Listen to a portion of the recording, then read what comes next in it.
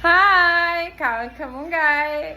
Utano na lugbare. So guys, this is our first day in Bantayan. So one day in Bantayan. Uy! Unsa na siya ma'am? Babae or lalaki? Bayot. Unsa tayo manas bayot ma'am? So mana siya tong one day in Bantayan. Napaisa.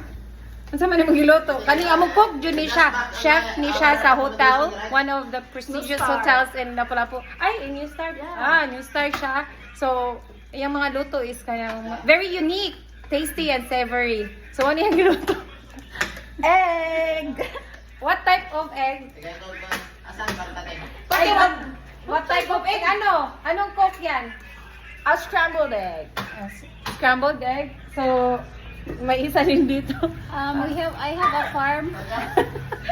Unsa na, be? I have I want a this farm. farm, then I will harvest this one. Then Unsa yung bato ng mga we will make a benignet.